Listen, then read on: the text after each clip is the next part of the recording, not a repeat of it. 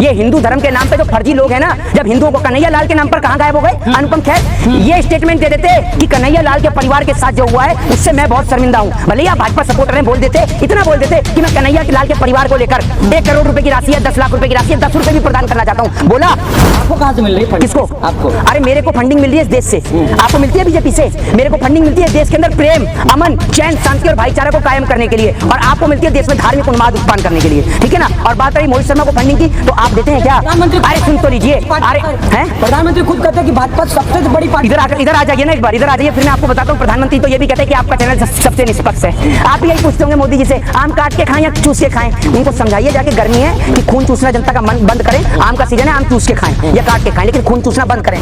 बहुत सारे लोग जो हैं वो नूपुर शर्मा के स्टैंड में खड़े होने की बात करते हैं, तो मैं उनसे पूछता हूँ कि वो क्यों खड़े हैं, किस लिए खड़े हैं? इसलिए कि वो धर्म को लेकर आपत्तिजनक टिप्पणी करती हैं। आज अगर टीवी चैनल पर बैठकर मोहम्मद साहब के लिए कोई गलत टिप्पणी हो सकती है, तो कल को महादेव के लिए भी हो सकती है। टीवी चैनल का मुद्दा होना चाहिए शिक्षा, स्वास्थ्य और बेरोजगारी, और ये कहां से टीवी चैनल है? ये बताइए ना। नेशनल चैनल की डिबेट जो है वो गली मोहल्लों की लड़ाई से भी बदतर होती है। गली मोहल्लों की लड़ाई में जिस तरीके से गाली गलौज होता है कि नूपुर शर्मा के बयान के बाद जिस तरह से माहौल बदला, सुप्रीम कोर्ट भी कह रही है कि जो भी देश में कुछ हो रहा है सबकी जिम्मेदार नूपुर शर्मा है। किस तरह से देख रहे हैं? देखिए, जिम्मेदारी तो सरकार को लेनी चाहिए, जिम्मेदारी लेनी चाहिए सूचना प्रसारण मंत्रालय को, कि सूचना प्रसारण मंत्रालय क्या कर रहा है।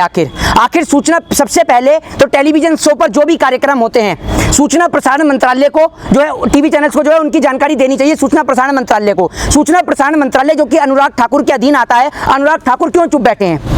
भारत देश के प्रधानमंत्री जी 24 घंटे टेलीविजन पर नजर आते हैं। इतना मैं आपको बता दूं कि टीवी चैनल्स पर कुछ भी नजर नहीं आता जितने मोदी जी नजर आते हैं। ये सारी जो आदतें हैं, ये मिलती जुलती आदतें हिटलर से। बात करते हैं नूपुर शर्मा की, तो नूपुर शर्मा को लेकर जो कोर्ट ने जो स्टेटमेंट दिया है, जो जजमेंट दिया है, आप एक बात मुझे बताइए, लोग कोर्ट के जो जज हैं उनको लेकर ट्रोल कर रहे हैं। एक बात का जवाब आप मुझे दीजिएगा और कुछ शब्दों में दीजिएगा कि ये लोग जो कुछ दिन पहले महाराष्ट्र के अंदर जब फ्लोर टेस्ट नहीं हुआ तो सुप्रीम कोर्ट के नाम के कसीदे पढ़ रहे थे, लंबे लंबे श्लोक पढ़ रहे थे, लेकिन आज जब सुप्रीम कोर्ट जो है नूपुर शर्मा के अगेंस्ट में फैसला देता है, नूपुर शर्मा को फटकार लगाता है, साथ ही साथ पुलिस को भी फटकार लगाता है, और वो कहता है कि क्या आपको रेड कारपेट दिया जाए, और आप वो ये भी कहता है साथ साथ कि आपको वही नेशनल चैनल पर बैठ के, टीवी चैनल पर बैठकर माफी मांगनी चाहिए। तो नूपुर शर्मा माफी क्यों नहीं मांग रही हैं? दूसरी बात ये कि बहुत सारे पत्रकार हैं यहाँ पर, बहुत सारे पत्रकार हैं जो यहाँ पर ये सवाल भी करते हैं कि मोहित शर्मा नूपुर शर्मा का साथ क्यों नहीं दे रहे हैं। इस सवाल का जवाब दें, ठीक है ना। तो मैं आपको एक बात बता दूं कि मोहित शर्मा इस देश के अंदर कॉन्स्टिट्यूशन ऑफ इंडिया के साथ खड़े हैं, मोहित शर्मा राइट के साथ खड़े हुए हैं। जिस टाइम पे नूपुर शर्मा इस देश के अंदर हिंदू और मुसलमान के नाम का धार्मिक उन्माद उत्पन्न कर रही थी, पैगंबर मोहम्मद साहब के ऊपर आपत्तिजनक टिप्पणी उत्पन्न कर रही थी, उस टाइम पे हम लोग सोशल मीडिया के माध्यम से हमारे कश्मीरी पंडितों के ऊपर जो जुल्म ढा रहा था, हम लोग उनके लिए आवाज उठा रहे थे। आज बहुत सारे लोग जो हैं वो नूपुर शर्मा के स्टैंड में खड़े होने की बात करते हैं, तो मैं उनसे पूछता हूं कि वो क्यों खड़े हैं, किस लिए खड़े हैं? इसलिए कि वो धर्म को लेकर आपत्तिजनक टिप्पणी करती हैं। आज अगर टीवी चैनल पर बैठकर मोहम्मद साहब के लिए कोई गलत टिप्पणी हो सकती है, तो कल को महादेव के लिए भी हो सकती है। टीवी चैनल का मुद्दा होना चाहिए शिक्षा, स्वास्थ्य और बेरोजगारी, और ये कहां से टीवी चैनल है? ये बताइए ना। नेशनल चैनल की डिबेट जो है वो गली मोहल्लों की लड़ाई से भी बदतर होती है। गली मोहल्लों की लड़ाई में जिस तरीके से गाली गलौच होता है, ठीक उसी तरीके से आपत्तिजनक शब्दों का प्रयोग, गाली नहीं, आपत्तिजनक शब्दों का प्रयोग टीवी चैनल्स की डिबेट में होता है। लाइव डिबेट में कोई किसी व्यक्ति को जूता खोल के दिखा देता है। अरे जूता दिखाने का मतलब क्या है? ये बताइए ना आप मुझे, क्या है ये जूता दिखाना? कौन से आप लोग सभी चौथे स्तंभ के लोग हैं, पत्रकारिता आप लोगों ने कर रखी है, मुझे ये बताइए पत्रकारिता का कौन सा पृष्ठ और पत्रकारिता का कौन सा पन्ना ये सिखाता है कि आप लाइव डिबेट के अंदर किसी भी व्यक्ति को जो है, आपका जो पैनलिस्ट है वो जूता दिखा रहा है? बताइए, ये जूता दिखाना कहीं पे सिखाया जाता है? ये किस लेवल की पत्रकारिता है? ये पत्रकारिता को शर्मसार कर देती है ये सारी चीजें। लेकिन उसके बावजूद भी देश के अंदर पत्रकारों को ये चीज समझ में नहीं आती है। सरकारी की दलाली में अस्त और व्यस्त रहते हैं वो लोग, उनको कोई फर्क नहीं पड़ता कि कोर्ट क्या कहता है, उनको फर्क नहीं है कि देश में क्या होता है और क्या नहीं होता है। उन लोगों को अपनी दलाली से मस्त है। तो पुलिस को भी तो फर्क नहीं पड़ रहा है कोर्ट जो कहा है। एक बात का जवाब, एक मिनट, पुलिस की तो आपने बात कर दी कि आपके घर से कोई पुलिस में नहीं है। बिल्कुल है। तो आपको ये बात बोलते हुए शर्म नहीं आई? आपको ये बात समझ में आती है कि पुलिस ड्यूटी किसकी करता है? पुलिस के लोग, आर्मी के लोग ज्यादातर ड्यूटी इस देश में नेताओं की करते हैं। वो लोग आर्मी के अंदर, पुलिस के अंदर भर्ती होते नहीं, इसलिए भर्ती नहीं होते कि नेताजी को सैल्यूट करने के लिए। आज अगर पुलिस काम नहीं कर रही है तो उसके पीछे जिम्मेदार है तो इस देश की सेंट्रल गवर्नमेंट है जो उसे काम नहीं करने दे रही है। एक चीज मैं आपको बता दूं कि लगातार इस देश के अंदर जो एक चीज के जजमेंट से मैं कोर्ट से असहमति दर्ज करता हूं, वो ये है कि कोर्ट ने जो फटकार पुलिस को लगाई है, वो फटकार लगानी चाहिए गृह मंत्रालय को, जिनके अधीन जो है वो पुलिस कार्य करती है। गृह मंत्री अमित शाह से जवाब मांगना चाहिए कि आपने पुलिस को ऑर्डर क्यों नहीं दिए। देश की राजधानी दिल्ली में जो पुलिस है वो स्टेट गवर्नमेंट यानी अरविंद केजरीवाल के अंडर नहीं है। वो स्टेट गवर्नमेंट के अंडर ना होकर सेंट्रल गवर्नमेंट के अंडर है, और सेंट्रल गवर्नमेंट में जो है गृह मंत्री अमित शाह हैं, जिनके अंडर पुलिस आती है, होम मिनिस्ट्री डिपार्टमेंट आता है। तो अमित शाह ने दिल्ली पुलिस को ऑर्डर क्यों नहीं दिया कि वही सेम आईपीसीज जो आईपीसी जुबेर के ऊपर लगी हैं, जो एक रिपोर्टर है, वही सेम आईपीसीज के साथ मुकदमा दर्ज होता है नुपुर शर्मा के साथ, लेकिन एक बाहर है तो एक अंदर है। आखिर जुडिशरी में एक ही आईपीसी, एक ही धारा के चलते दो लोगों के लिए एक अलग जजमेंट कैसे हो सकता है? इस सवाल का जवाब दीजिए। उदयपुर घटना का जिम्मेदार जो है नुपुर शर्मा को ठहरा रहे हैं सुप्रीम कोर्ट। उदयपुर सुन लीजिए। हाँ जी, जो एक सामने आया है जी, जो कांग्रेस ने निकाला है कि ये इनका जो कनेक्शन है वो बीजेपी से है। ये एक बात आप मुझे बताइए, कांग्रेस क्या इंडिया टुडे चला रही है? नहीं, कांग्रेस ने अभी प्रेस कॉन्फ्रेंस करके दिखाया, बताया ना।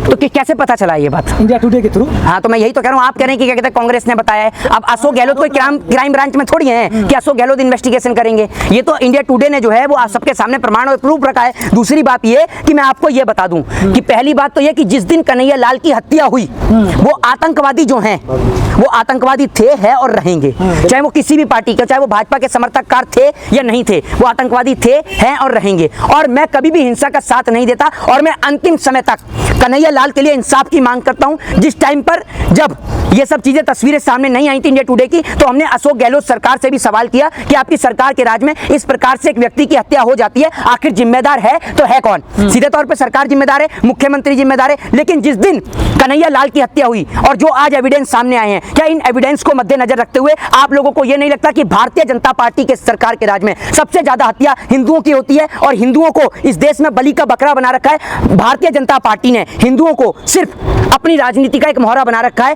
और उन दो मुसलमान के चलते वो तो राजस्थान के अंदर जो है कई जगहों पर 1 महीने के लिए धारा 144 लागू कर दी गई, जिसके बाद वहां पर धार्मिक उन्माद उत्पन्न नहीं हुए, कहीं भी हिंसा नहीं हुई, वरना कई जगह हिंसा हो जाती और कई सारे मुसलमान भाई जो हैं और हिंदू भाई जो हैं वो बेरहमी से आपस में लड़के मारे जाते, इस हिंसा का शिकार हो जाते। लेकिन एक बात मैं आपको बता दूं सीधे तौर पर, इस देश के अंदर कोई भी घटनाक्रम हो, आखिर उसका लिंक भारतीय जनता पार्टी से कैसे मिलता है?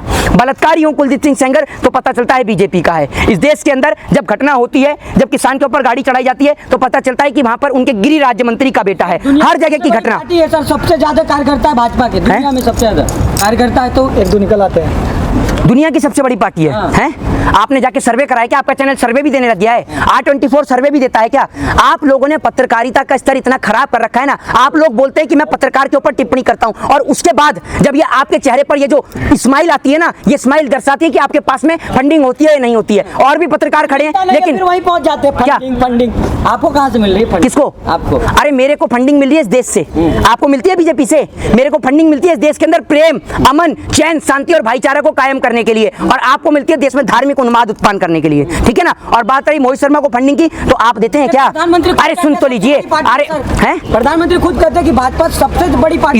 इधर आ जाइए ना, एक बार इधर आ जाइए, फिर मैं आपको बताता हूँ। प्रधानमंत्री तो ये भी कहते हैं कि आपका चैनल सबसे निष्पक्ष है। आप भी यही पूछते होंगे मोदी जी से, आम काट के खाएं या चूस के खाएं? उनको समझाइए जाके, गर्मी है कि खून चूसना जनता का मन बंद करें। आम का सीजन है, आम चूस के खाएं या काट के खाएं, लेकिन खून चूसना बंद करें। और आप पत्रकार जो बेबुनियाद इस देश के अंदर लोगों का खून चूस रहे हैं। आज बहुत सारे लोग हैं जो टिप्पणी करना शुरू कर चुके हैं, आपने सीधे तौर पर देखा है। बहुत सारे लोगों का, बॉलीवुड इंडस्ट्री के लोगों का जो है अब नुपुर शर्मा के उसमें भी कमेंट आने लग गया है। अनुपम खेर कह रहे हैं कि सुप्रीम कोर्ट का जो फैसला है उसी पे सवाल उठा रहे हो। तो ये कौन है अनुपम खेर?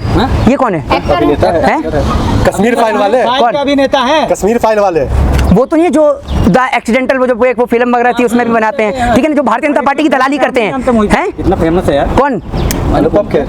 अरे एक बात आप मुझे बताइए, जो चीज फेमस है उसको क्या पहचानना जरूरी है? उसके सर में बाल नहीं है। किसके उसके सर में बाल नहीं है। सर में बाल नहीं तो फेमस है। और बॉलीवुड में वही अकेला बंदा है। द कश्मीर फाइल के लीड रोल में उनका रोल है। अरे सुनिए सुनिए, ये लोग सिर्फ पैसा कमाने का काम करते हैं। भावुक हो रहे थे देख के फिल्म। अरे भावुक हो रहे थे, अगर भावुक होते ना तो आज कश्मीर पहुंच गए थे। ये हिंदू धर्म के नाम पे जो फर्जी लोग हैं ना, जब हिंदुओं को, कन्हैया लाल के नाम पर कहां गायब हो गए? अनुपम खेर ये स्टेटमेंट दे देते कि कन्हैया लाल के परिवार के साथ जो हुआ है उससे मैं बहुत शर्मिंदा हूं। भले ही आप भाजपा सपोर्टर हैं, बोल देते, इतना बोल देते कि मैं कन्हैया लाल के परिवार को लेकर 1 करोड़ रुपए की राशि है, 10 लाख रुपए की राशि है, 10 रुपए भी प्रदान करना चाहता हूं। बोला कि विश्व हिंदू परिषद, बजरंग दल, इतने ठेकेदार घूम रहे थे। एक ठेकेदार ने भी उसके घर पे जाके पूछा कि कन्हैया लाल के घर में कौन रोटी देगा? बताइए। ये अनुपम खेर, एक मिनट, अनुपम खेर क्या चीफ जस्टिस ऑफ इंडिया है? अनुपम खेर गवर्नर है क्या? है Anupam Kher? Who is this Anupam Kher? कौन कंगना रनावत? बताइए कौन है ये लोग?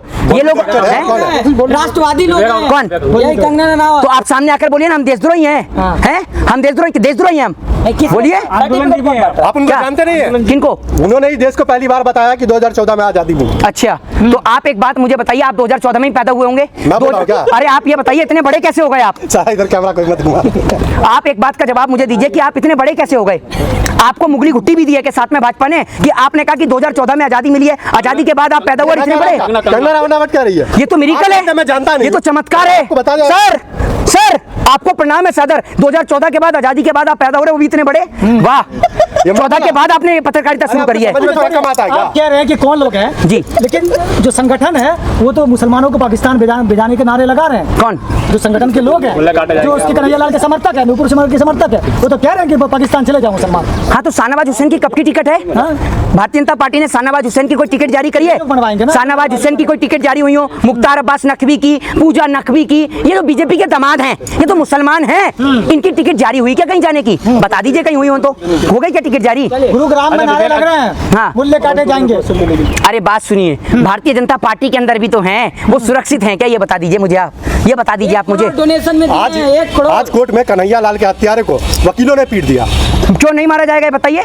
हिंसा का हम साथ नहीं देते, लेकिन वो आतंकवादी हैं, कन्हैया लाल की बेरहमी से। कब से आत्मा कानून लेने लगे? किसके? वकील पीट रहे हैं ना। अरे आप एक कोर्ट में कर रहे हैं। तो ये बात सुन लीजिए मेरी बात, आप एक बात मेरी बात सुनिए, जिस तरीके से कन्हैया लाल के परिवार पे जो स्थिति बीती है, भगवान ना करे वो स्थिति कभी किसी और के ऊपर बीते, ठीक है ना? तो लोग अधिवक्ता जो हैं, कोई भी अधिवक्ता, कोई भी वकील, कोई भी एडवोकेट, उनका आज केस लेने को तैयार नहीं है, और कोई भी नहीं केस लेता। इस बात को लेकर मुझे गर्व है कि मैं इस देश में जुडिशरी का छात्र हूं, मैं वकालत का छात्र हूं, और मैं बड़े गर्व के साथ कहता हूं कि हमारे सीनियर, हमारी bar association of Delhi, BCD, bar council of Delhi, इन्होंने जो फैसला लिया है, ये इतना अच्छा फैसला लिया है कि कोई भी आज इन लोगों का केस नहीं लड़ रहा, ताकि इससे पूरे देश में एक मैसेज जाए कि देश के अंदर बेरहमी से किसी को भी मारे जाने वाले का अंजाम यही होगा कि ना तो उसको जो है कोई भी केस लड़ेगा, और ना उसके साथ कोई खड़ा होगा, और कोई भी अगर उसके पक्ष में बोलता है तो उनको सजा सुनाई जानी चाहिए। जय हिंद, जय भारत, वंदे मातरम।